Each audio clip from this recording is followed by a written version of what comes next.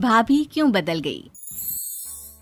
कोयल शादी के बाद जिस घर में आती है वहाँ सास ससुर के सिवा 2 ननदें भी थी, लेकिन दोनों शादीशुदा। कोयल ने सोच लिया था कि वो इस घर को जीत कर रहेगी, लेकिन होता कुछ और है। यार ये कोयल कैसी लगी तुझे? ठीक ही है, बस माँ एडजस्ट कर ले इसके साथ। हम दोनों तो वैसे ही शादीशुदा हैं। चलना कल घर चलते हैं, देखते हैं क्या करती है वो सारा दिन घर पर। ठीक है दीदी, मैं कल आ जाऊंगी। दोनों ननदें मायके आती है, जहाँ पिता बाहर बैठकर पेपर पढ़ रहे थे, माँ अंदर सब्जी काट रही थी और कोयल वो तो कहीं नहीं थी। क्या पापा बाहर क्यों बैठे हैं? बहू ने निकाल दिया क्या? चलिए अंदर देखिए, कैसी लू सी चल रही है। चलिए तो। अरे नहीं नहीं, अंदर लाइट नहीं आ रही है, रोशनी भी कम है और हवा भी नहीं है। मैं तो कहता हूँ तुम दोनों भी जाकर चेयर यहीं लगा लो। क्या माँ, तुम क्यों काम कर रही हो? कहाँ है वो राजकुमारी? अरे सुबह से ही कोयल लगी है, मैंने अभी भेजा है जबरदस्ती कि जाओ जाकर लेट लो। पता नहीं क्यों इतना काम करती है। जब से आई है वक्त पर खाना पीना, वक्त पर दवाई, सब की जिम्मेदारी ले ली है उसने। वो तो हम भी कर रहे हैं ना माँ, अपने ससुराल में सभी को तो करना पड़ता है। उसमें वो नया क्या कर रही है? पापा के सफेद कपड़े कैसे पहले चमकते थे, अब देखो तो कितने मैले कुचैले लग रहे। कौन धोता है? धोती तो बहू ही है, लेकिन क्या करे बेचारी, मशीन ही खराब पड़ी है। सबके कपड़े हाथ से धोना, उसके भी तो मुलायम छोटे छोटे हाथ हैं।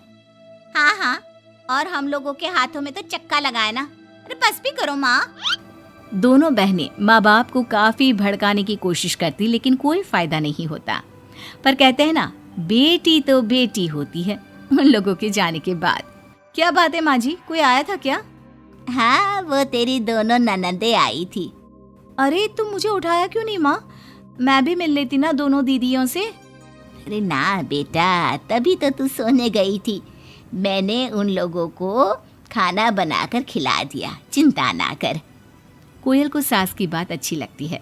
वो अंदर जाने लगती है कि सास उसे टोक देती है।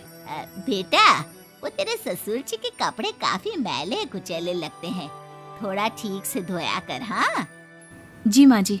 कोयल सास को कुछ नहीं कहती, लेकिन रात में जब पति आता है तो कोयल उससे कहती है, सुनिए, पापा के घर के पहनने वाले कपड़े काफी पुराने हो गए हैं। मैंने कई बार उसे धोया, लेकिन उनमें चमक ही नहीं आती। अगर आप कुछ पैसे देते तो मैं पापा के लिए घर पहनने के लिए नए कपड़े लेकर आऊं। हाँ कोयल, क्यों नहीं, जरूर। अगले दिन कोयल खाना बनाकर बैठी ही होती है कि छोटी ननद आ जाती है। अरे नमस्ते दीदी, कैसी हैं? आइए बैठिए, मैं आपके लिए नींबू पानी बनाती हूँ। आपको अच्छा लगता है ना? वो माँ कहाँ है? कोयल को अजीब सा लगता है कि ननद ने उसे पूछा तक नहीं, ना ही नमस्ते किया। सामने से माँ आती है। माँ, वो मैं बाजार जा रही थी तो सोचा आपसे मिलती चलूं।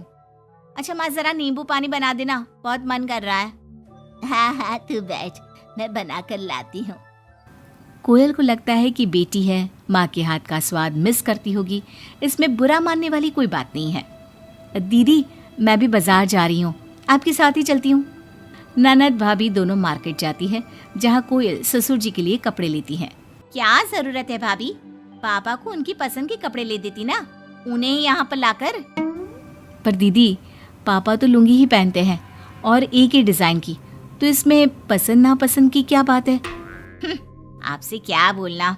मार्केट में कोयल की किसी दुकानदार से बहस हो जाती है, लेकिन वो देखती है कि ननद उसका साथ देने के बजाय भीड़ का हिस्सा बनी खड़ी होती है, जैसे कि वो उसे जानती ही नहीं।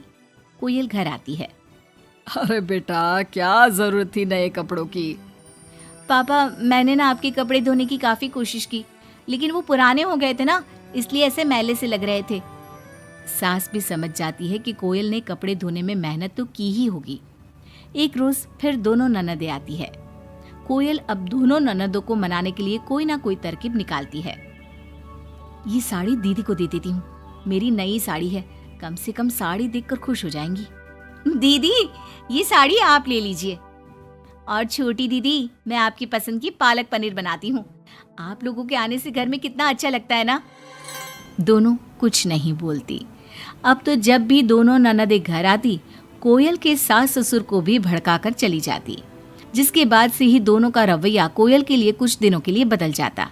पता है कोयल, मेरी छोटी बेटी सास को घर में एक काम करने नहीं देती, सारा दिन बिठा के खिलाती है।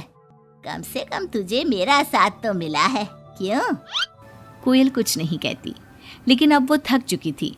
ससुराल के लोगों को प्यार से, सम्मान से साथ बांधने की कोशिश कर करके, लेकिन ननदें वैसी की वैसी ही रही। अब कोयल ने सोच लिया कि वो ननदों से बात करेगी। जब बड़ी ननद घर पर फोन करती है, हेलो हेलो कोयल, माँ को फोन देना। सभी को फोन लगा लिया लेकिन कोई उठा ही नहीं रहा। ओह, तभी आपने मेरे फोन पर फोन किया दीदी, और वो भी सीधे माँ से बात करने के लिए। क्यों, मैं नहीं हूँ क्या? या मेरा हालचाल पूछने की आप लोगों को जरूरत ही नहीं है, या मुझसे मतलब ही नहीं है? क्यों? अरे नहीं नहीं, ऐसा नहीं है, वो वक्त ही नहीं मिलता ना घर के कामों को लेकर। दूसरी ननद से भी कोयल बात करती है, लेकिन वो भी वक्त और काम थकान का रोना रोने लगती है। कोयल को लगता है कि शायद उसकी ननदों से बात करके उसे सब सॉल्व कर लिया, लेकिन ऐसा होता नहीं है। ननदों का व्यवहार वैसा का वैसा ही रहता है। जिसके बाद कोयल भी कुछ ठान लेती है। एक रोज छोटी ननद घर आती है। कोयल भी उसे नमस्ते करके कमरे में चली जाती है। ना ही उसकी पसंद का खाना पूछती है और ना ही चाय। बड़ी ननद को भी कोयल फोन करना छोड़ देती है, और ना ही उन लोगों के स्टेटस चेक करती है, ना ही उन लोगों के आने पर हालचाल पूछती है। दोनों ननदों को कोयल का बदला रूप अच्छा तो नहीं लगता। क्या बात है कोयल भाभी, आपको हमारा यहाँ घर आना अच्छा नहीं लगता क्या? लेकिन हम भी क्या करें, मायका है, माँ बाप है, तो आएंगे तो सही ना। वो काम है थोड़ा, मैं अपने कमरे में जा रही हूँ। जो भाभी ननदों के आगे पीछे लगी रहती थी, उन लोगों के खाने पीने से लेकर हर बात का ख्याल रखती थी, उसका बदला रूप दोनों ननदों को अखरने लगता है। क्या बात है कोयल, अब हम लोगों से बात भी ज्यादा नहीं करती, ना ही फोन करती है। वैसे तो आप लोग भी मुझे कभी नहीं पूछती थी ना, आती तो सीधा माँ के कमरे में। फोन में मुझे तब करती जब घर में किसी का फोन ना लगता हो, और करती भी तो सीधे माँ से बात करा दो। मेरे हाथ का ना खाना खाती, ना सीधे मुंह बात करती।